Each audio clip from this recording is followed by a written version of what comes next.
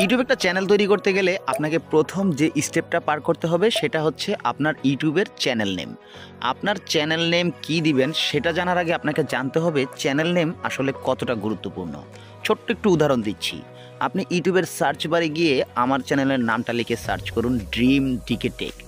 এখানে দেখতে পাবেন এখানে আমার চ্যানেল এবং আমার ভিডিওগুলো ছাড়া কিন্তু আর কিছুই দেখতে পাচ্ছেন না, মানে অন্য ক্রিয়েটরের ভিডিও কিন্তু এখানে আশেপাশেও নেই। সো এখন মূল কথা হচ্ছে আপনি আপনার চ্যানেল নেম নির্ধারণ করার জন্য কি কি বিষয় মাথায় রাখবেন এবং আপনার চ্যানেলের নামটা কোন কোন জায়গায় লিখলে আপনার চ্যানেলটা ইউটিউব অ্যালগরিদম সার্চ র্যাঙ্কে সবার প্রথমে নিয়ে যাবে, এই জিনিসটা কিন্তু আপনাকে জানতে হবে শুরুর দিন থেকেই। ইউটিউব অ্যালগরিদমের সার্চ র্যাঙ্কে সার্চ লিস্টে আপনার চ্যানেলটা সবার প্রথমে আনার জন্য আপনাকে ইউটিউবের সেটিংয়ে প্রবেশ করে আপনার চ্যানেলের নামটা কিওয়ার্ড এবং ট্যাগ হিসেবে ব্যবহার করতে হবে।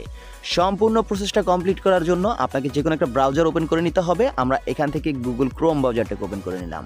ব্রাউজারে এসে প্রথমেই এখানে সার্চ বারে লিখে দিলাম youtube.com। এখন যে ইন্টারফেসটা দেখতে পাচ্ছেন এটা হচ্ছে youtube.com এর মূল ইন্টারফেস। এখানে দেখতে পাচ্ছেন আমার চ্যানেলটা কিন্তু লগ ইন করা আছে। আপনারা যে চ্যানেলটা নিয়ে কাজ করবেন ওই চ্যানেলটা অবশ্যই লগ ইন করে নেবেন। এখন একদম ডান পাশে উপরে কর্নারে দেখতে পাচ্ছেন 3 ডট অপশন। এই 3 ডট অপশনে ক্লিক করে একদম নিচে তাকালে দেখতে পাবেন ডেস্কটপ সাইট। আপনি কনফার্ম হয়ে নেবেন, বারবার কনফার্ম হয়ে নেবেন এই ডেস্কটপ সাইট অপশনটা যেন অবশ্যই অন করা থাকে। কারণ এই ডেস্কটপ সাইট অপশনটা যদি আপনি অন করতে ভুল করেন তাহলে কিন্তু আপনি আপনার কাঙ্ক্ষিত সেটিংসের মধ্যে কখনোই প্রবেশ করতে পারবেন না।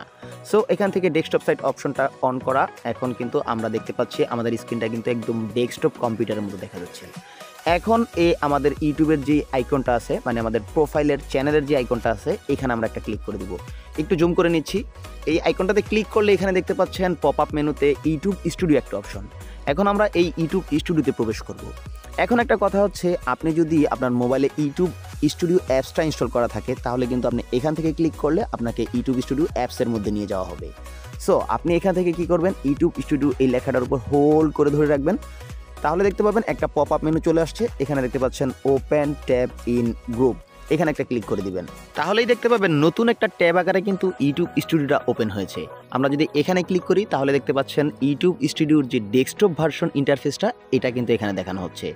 এখন এখান থেকে একদম নিচের বাম পাশের কর্নারে, আমি আবারও বলছি একদম নিচের বাম পাশের কর্নারে দেখতে পাচ্ছেন সেটিংয়ের একটা অপশন।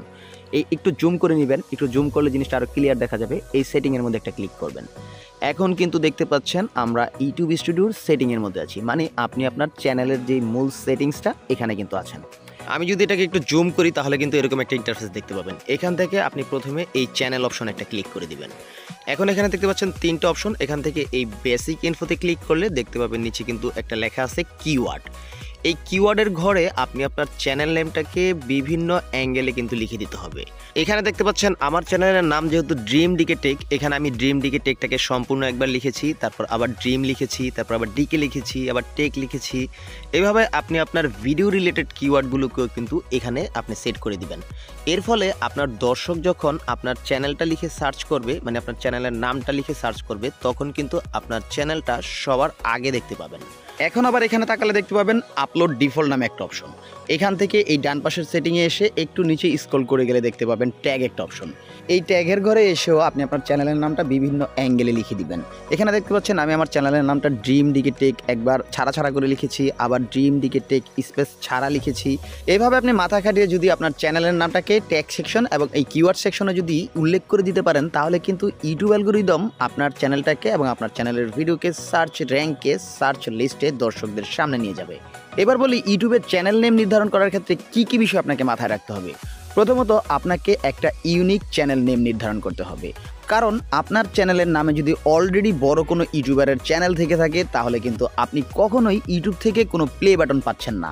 চ্যানেলের ইউনিক নাম নির্ধারণ করতে ব্যর্থ হলে কিন্তু আপনার চ্যানেলটা ইউটিউব অ্যালগরিদম সার্চ লিস্টে কখনো দেখাবেই না। সো আপনাকে চ্যানেল নেম নির্ধারণ করার ক্ষেত্রে অবশ্যই আপনার চ্যানেলের নামটা ইউনিক হতে হবে। এছাড়া আপনি আপনার চ্যানেল নেম নির্ধারণ করার ক্ষেত্রে আপনার ভিডিও ক্যাটাগরিকে মাথায় রাখতে পারেন। আপনার নামের কোনো অংশ দিতে পারেন, আপনার ভিডিও ক্যাটাগরির কোনো অংশ দিতে পারেন। আপনি চেষ্টা করবেন আপনার চ্যানেল নেমটা যেন ইউনিক এবং ছোটোখাটোর মধ্যে হয়, যাতে মানুষ খুব সহজেই পড়তে পারে, সহজেই শুনলে যেন মাথায় থেকে যায়। আপনি যদি এরকম একটা ইউনিক চ্যানেল নেম নির্ধারণ করতে পারেন এবং সেই চ্যানেলটাকে যদি আমার দেখানো প্রসেস মতো ইউটিউবের সেটিংয়ে যদি কিওয়ার্ড এবং ট্যাগ সেকশনে অ্যাড করে দিতে পারেন তাহলেই কিন্তু সার্চ লিস্টে আপনার চ্যানেল সবার শুরুতে সবার প্রথমে চলে আসবে। আপনার নতুন চ্যানেলের প্রতি শুভকামনা জানিয়ে আজকের ভিডিও এ পর্যন্তই। ভিডিও ভালো লাগলে ভিডিওতে একটা লাইক করে চ্যানেলটা সাবস্ক্রাইব করে দিবেন। বরাবরের মতো আবারও বলছি, ভালো থাকবেন, সুস্থ থাকবেন, আল্লাহ হাফেজ।